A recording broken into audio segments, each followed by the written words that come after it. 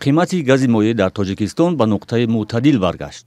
нархи он ба фарқ аз тобистони соли гузашта 1 баробар коҳиш ёфта, дастрасии он барои сокинон осон шудааст. пеш қимат буд газ 7-80 буд, ин мехали 7 хеле ҳозир арзон шуда, раҳо ҳушдаги тоза. ронандагоне ки нақлиёташон бо гази моеъ ҳаракат мекунанд, аз поин шудани нархи гази моеъ истиқбол мекунанд. тобистони мо газа то 8 сум 8.5 сум рехтем. ҳозир хеле хубтару беҳтар ки газ то 3.90 фаромадааст. бархилофи 1 баробар поин шудани нархи гази моеъ, қимати роҳгирои мусофирбарон чӣ дар дохили пойтахт ва чӣ ба самти минтақаҳо ҳамон гуна ки гарон буд боқӣ мондааст. газ арзон шуда ки масни ғарм дар кор мекунам, умуман нарх юхи. гарон боқӣ мондани роҳгиро ба самти минтақаҳои кишварро худи ронандагон тасдиқ мекунанд ва бар инанд ки бархе ронандаҳои мусофирбар аз фурсат сӯи истифода мекунанд.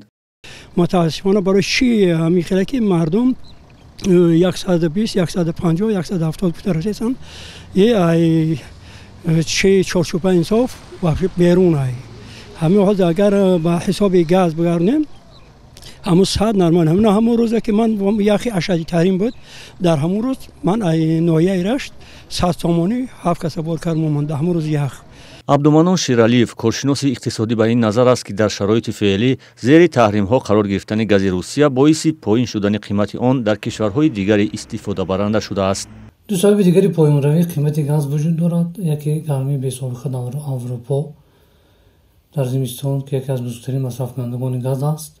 дигаре зери таҳрим мондани гази русия ки дар натиҷаи таҳрим чун харидонааш камтар шуданд, мо нархи арзонтар пешниҳод мекунад ва арзоншавии газ дар Тоҷикистон бештар бастагӣ ба ин сабаби дуюм дорад, чун воридоташ ё аз Русия аст ё аз бозорҳое ки зери таъсири Русия қарор доранд, яъне кишварҳои Осиёи Миёна.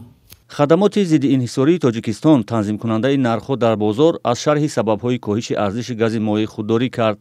тибқи иттилои оҷонсии омори Тоҷикистон дар 10 моҳи соли гузашта дар ҳаҷми 329 000 тонна гази моеъ ба кишвар ворид шудааст. русия ва қазоқистон аз воридкунандаҳои аслии гази моеъ ба Тоҷикистонанд.